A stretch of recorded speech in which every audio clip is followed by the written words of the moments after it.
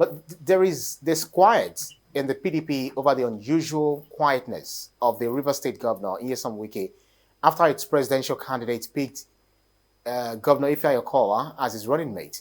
Help us make sense of Wike's quietude, especially with some PDP stalwarts already casting a shadow of doubt in the success at the 2023 polls.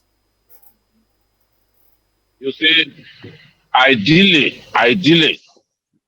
a presidential candidate to be the one to choose his running mate. A presidential candidate has to find the running mate that best complements him, the running mate that will help him to win the election, the running mate that he believes that they can work together, the running mate that they can work together may not necessarily be the most popular person around. The best football teams are not necessarily the best assemblage of the best players in the world. The best football teams are the best assemblage of players that best complement one another.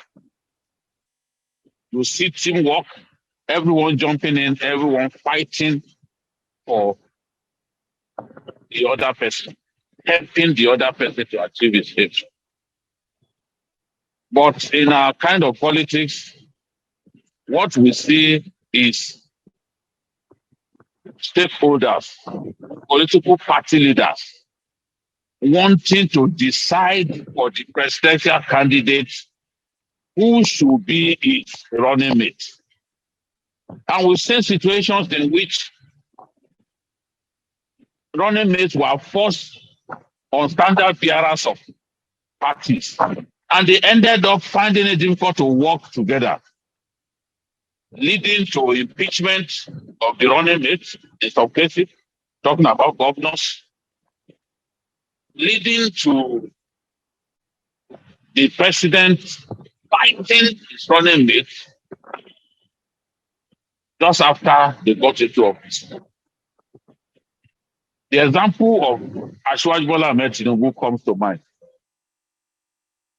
The party leaders of Alliance for Democracy at that time imposed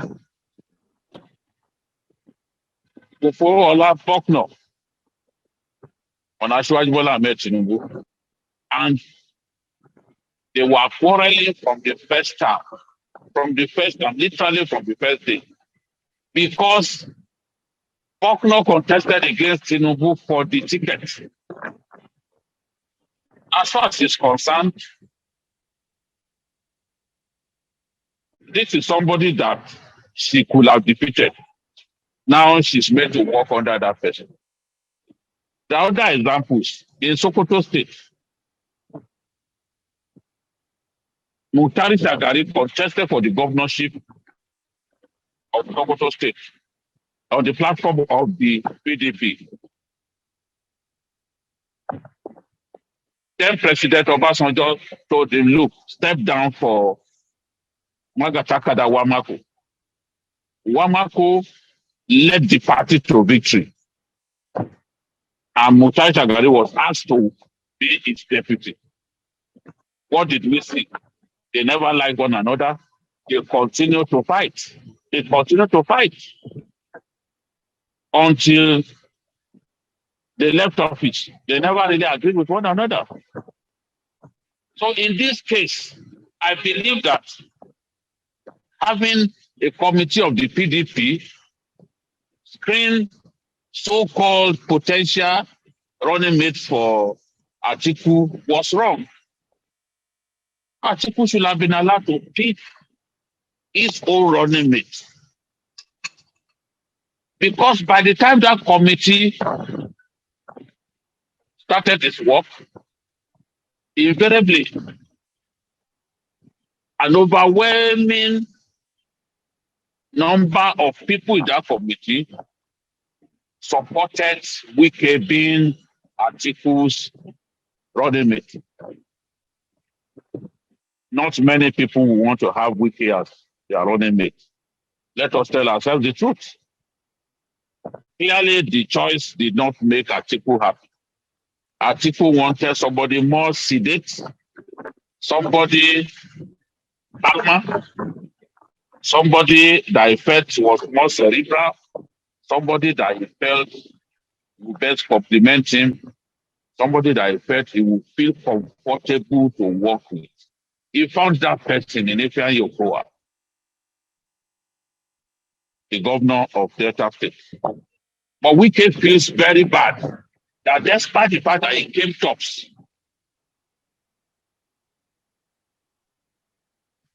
amongst the people that were considered by the committee, yet Atiku looked beyond them.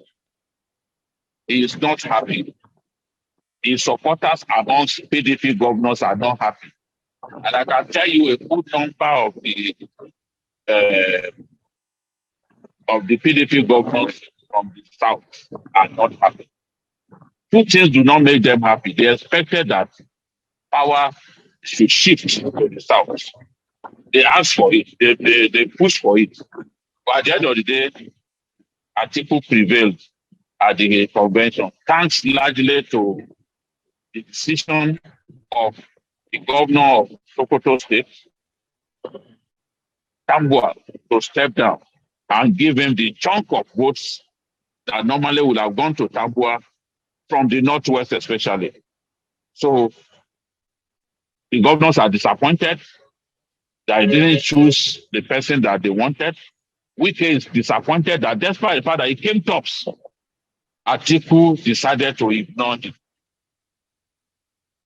So some of the governors fiercely close to Wike, fiercely loyal to Wike, people like Governor Tom, they are not likely to support Atiku in this contest. And that makes life even more difficult for Atiku as he seeks to defeat the candidate of the APC.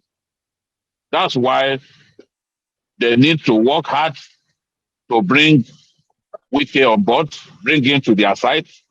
Anything less than that, Wike has got the resources, he has got the stubbornness to make life difficult for Abubakar Atiku. And you know, this is Atiku's last chance to be president of Nigeria. If he doesn't get it this time, this perennial contestant will have lost the chance to become president of our country. I don't see him contesting again after 2023. So he has to do whatever it takes. If he needs to reach out to Wike and beg him, as the governor of Trump suggested, he has to do it.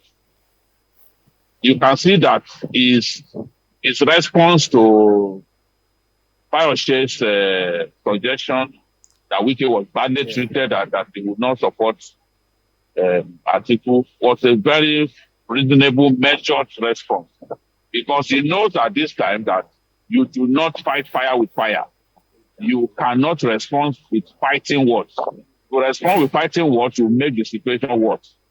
So Atiku is very calm, trying to manage this situation as best as he can. But even Wike, who said he will never agree to be anybody's vice president, felt bad that despite the fact that that committee that screened potential vice presidential candidates of the PDP picked him at the best out of the pack. Yes, Atiku decided to snub him. It's something that makes him sad, and he's in the mood to rock the boat.